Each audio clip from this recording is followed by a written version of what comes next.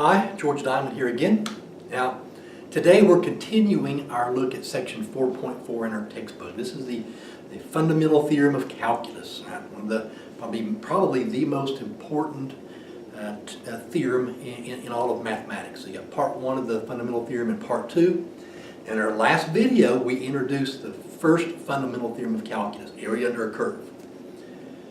Now, in this video here, we're going to look at something called the mean value theorem for integrals. Now, in our last video, we looked at something called the average value theorem. So this is kind of related to the average value. So kind of related to it. So let's see what it says.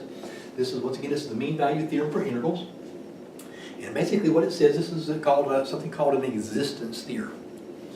And it says if f is continuous on the closed interval from a to b, then there exists a number c.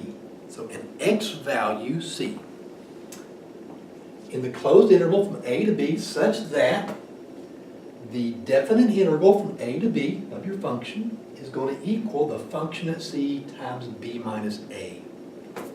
Now, when you think of a graph, right? So a definite interval would give us the area under a curve.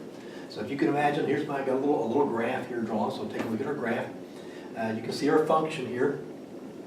So if you can imagine the area under this curve from A to B. Now, in our last video, we said according to the average value, when you find the average value, it will give you this. It will give you this y value. What would be the height of that rectangle? All right. Now, according to our mean value theorem, now it says that basically the area under the curve from A to B is going to equal f of c times the quantity b minus a, or the height of the rectangle times the base of the rectangle. So kind of think of this as a little equation, right? So an equation, the area of the curve from A to B has to equal the height times the base. Now what we're going to look at here, we're going to look at an example or two where let's see if we can find this x value on a couple of problems. So what would this x value be, or this c value, right? In which that would have a corresponding y value, where that corresponding y value would be the height of your rectangle. So that's what we're going to get. We're going to get the x value that's going to correspond with the y value of this rectangle that would give us, or the area of that rectangle would give us, would be equal to the area underneath your curve from A to B. So that's what we're going to look at in this video. We're going to do a couple of examples. We're going to do two problems, and hopefully when we get done, you'll be able to find this x value that would match, that would correspond with that, we have a corresponding y value that would be the height of that rectangular region. So, now let's start off with an example or two. All right, so we'll start off with our first example. Let me get this cleared off here. All right, and let's see. Now, how do we want to post this now? Let's say we're going to find the values of c. So find the values of c. Yeah, so find the values of c. So we're going to find that x value, c, guaranteed. So guaranteed by the mean value theorem for integrals. So guaranteed by the mean value theorem. I'm just going to abbreviate this, so MVT, so the mean value theorem for integrals.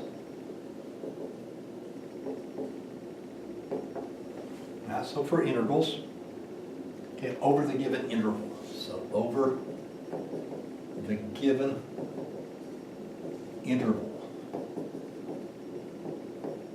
Okay, so over the given interval. So guaranteed by the mean value theorem over the given interval. So let's start off with this problem. Okay, this function right here. So we'll do problem number one.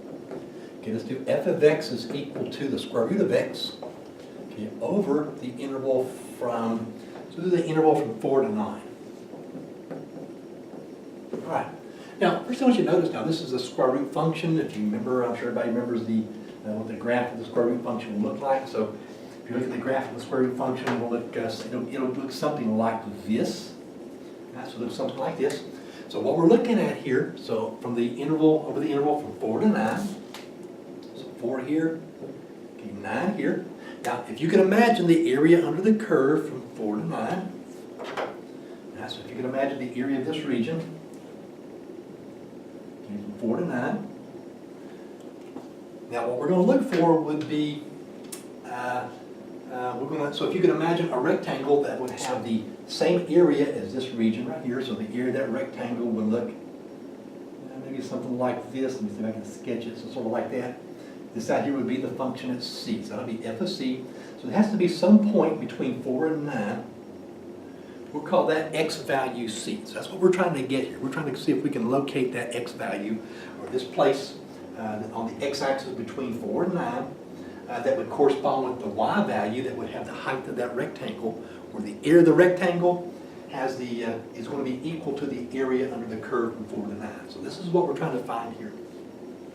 So let's get started off. It says you set this up. This would be the area of the curve from 4 to 9, so it'll be 4 to 9. Square root of x will be x to the 1/2 power dx. All right, so the area of the curve from 4 to 9 is going to equal the function at c times, so the function at c times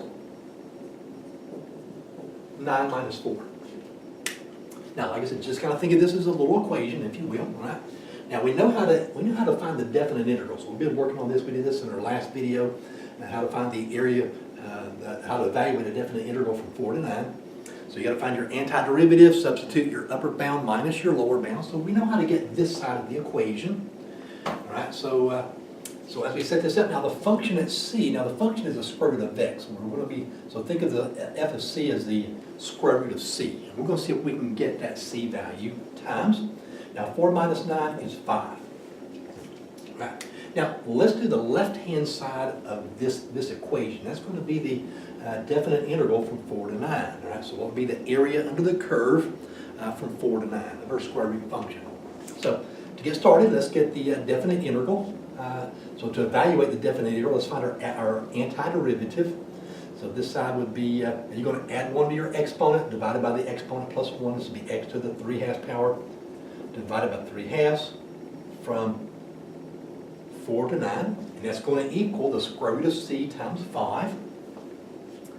Now at the end, we're going to have to solve for c. Right? So c is what we're looking for. That's going to give us this x value between 4 and 9. So we're going to solve for c. All right, now let's see. X to the 3/2 power divided by 3/2 is the same thing as 2/3 x to the 3/2 power from 4 to 9. And I'm going to need a little bit more room here, so I may have to erase some of this as we go a little bit further along here. Now substituting 9 in for x. All right, this will give us 2/3 times. Let's see, substituting the upper bound first gives us 9 to the 3/2 power minus, substitute 4 in for x now, gives us 2/3 times 4 to the 3/2 power. All right, now that's going to be equal to the square root of c times 5. All right, so this the area under the curve from 4 to 9 is going to equal the function at c times 5. Now, evaluating this, so think about this now as we evaluate this integral here.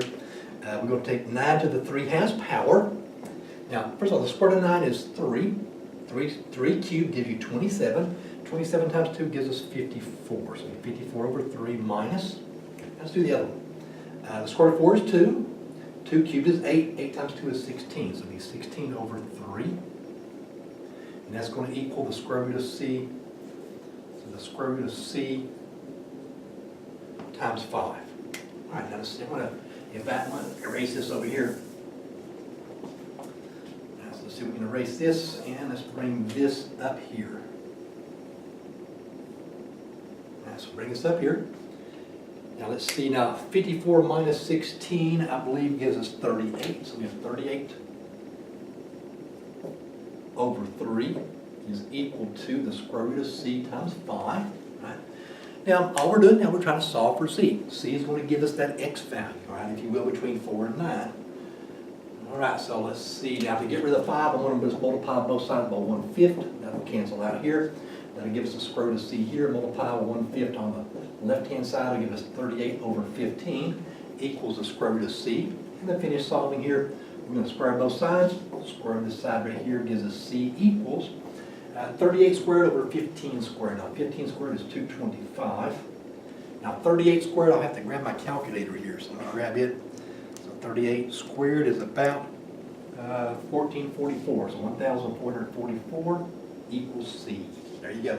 And this is approximately equal to 6.418, so 6.418 equals C. That's our x value. So that's the x value that would correspond with the height of our rectangular region. Right, so this is the x value that would correspond with that height. Right, so hopefully you can kind of follow what I did here. We're just basically solving this little equation. So the area under the curve from 4 to 9 is going to equal the function at C times 9 minus 4. So f of C would be the height of your rectangle. At 9 minus 4 would be the base of the rectangle. So this side right here represents the area of your rectangle, and that's going to equal the area under your curve. Okay, let's try one more example here of the mean value theorem for intervals. Now, same directions. So I'm going to erase this, so we already have the directions, hopefully. So let me erase this here. All right, so same directions. All right, so let's see. We did a square root function. So we did a square root function. Now let's try. Okay, let's try this function right here. We'll do this for example number 2. All right, let's do f of x is equal to 9 over. So 9 over x cubed on the interval from 1 to 3. So let me double check and make sure I got this written down correctly. So there we go. Let's try this problem here. All right, so f of x equals 9 over x cubed on the interval from 1 to 3. Now this time I'm not going to do a graph, so if you have a graphing calculator, you can put this in your function list and you can see what the graph of the original function would look like. But once again, we're going to try to find that x value that would correspond with the height of our rectangular region, where the height of the rectangular region would be equal to the area under the curve from 1 to 3. We set this up, we're going to do the interval from 1 to 3. Now, 9 over x to the third power is the same thing as 9x to the negative 3. dx is equal to. So this is the area under the curve from 1 to 9 is going to equal the area of that rectangular region, okay, which is the function at C times 3 minus 1. All right. Now, as we get this set up, then, now remember now, f of c would be 9 over c cubed. All right, so that's be the function at c times 3 minus 1 gives us 2. So it'd be 9 over c cubed times 2. Now, let's evaluate the left-hand side of the interval. Now, we're just evaluating the definite integral. We're going to find our antiderivative, substitute the upper bound minus the lower bound. So let's find the antiderivative of 9x to the negative 3. Now, this will give us 9x to the, now you're going to add 1 to your exponent, be to the negative 2, divided by negative 2, from 1 to 3. Right, so find your antiderivative. Now, to simplify this, the x to the negative 2 will go to the bottom of the fraction here with the 2, so we end up with negative 9 over 2x to the second power from 1 to 3 is going to equal 9 over c cubed times 2. All right. Now, let's get the area under the curve. So let's finish evaluating our definite integral, then we'll have to solve this little equation there. So, so let's see, let's substitute 1 in for x first. So we'll end up here on the left-hand side with negative 9 over 2, 3 squared, minus, substitute 1 in for x now, gives us 9 over 2 times 1 squared, and that's going to equal 9 over c cubed times 2. Now, let's see what we get here on the left-hand side now. 9 over 2 times 3 squared will give, well, as we evaluate this now, 3 squared is 9. 9 times 2 is 18. 9 over 18 will simplify to 1/2. So this would be negative 1/2. Okay, minus. Actually, this is minus and negative, so we would change that to plus and positive, so it'd be plus. Now, 1 squared is 1. 1 times 2 is 2, so it'd be minus, so it'd be plus 9 over 2, and that's going to equal 9 over c cubed times 2. That's times 2. Now, simplifying, negative 1/2 plus 9/2 is going to give us positive 8 over 2 equals 9 over c cubed times 2. Now, 8 over 2 is 4, so we end up here with 4 equals, so 4 equals 9 over c cubed times 2. So 4 equals 9 over c cubed times 2. So that is the area under the curve from 1 to 3 is 4. So remember the left-hand side of your equation, this is the area under the curve. Okay, this right here represents the height, 2 represents the base. Right? So if you look at where we're at so far, right, this here's your area under the curve. So under the curve, or VE is under the curve is equal to the height times the base. And that's your height, that's your base. And so the area under the curve from 1 to 3, that's what your definite integral gives you. That's going to equal the height times the base. And 9 over 3 c cubed represents your height, and 2 is going to be the base. So solving this for c should give us that x value now. So as we evaluate this, let me erase that.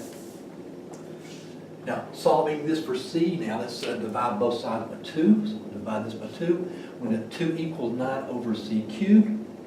Now let's get c out. We have to get c out of the bottom of that fraction. So we're going to multiply c to the third power on this side, multiply c to the third power here. So we have 2c cubed equals 9, or c cubed equals 9 over 2. So divide both sides by 2. This will be c cubed. And last, we're going to take the cube root of both sides. So c is equal to the cube root of 9 over 2. Now, if you got a graphing calculator, if you have a calculator, you can punch this up to get an approximation. Now, when I did it, I got 1.651. So c is approximately equal to 1.651. So that would be the x value that would correspond with the height of the rectangle, where the area of the rectangle would equal the area under the curve from 1 to 3. So hopefully this this is just an example or two. Hopefully you found these examples helpful. If you have to find that x value that would correspond with f of c, this is how you would do it. So you're basically just solving this little equation. The area under the curve, that's your definite integral, equals the function at c times b minus a. Right? And this is all there is to it.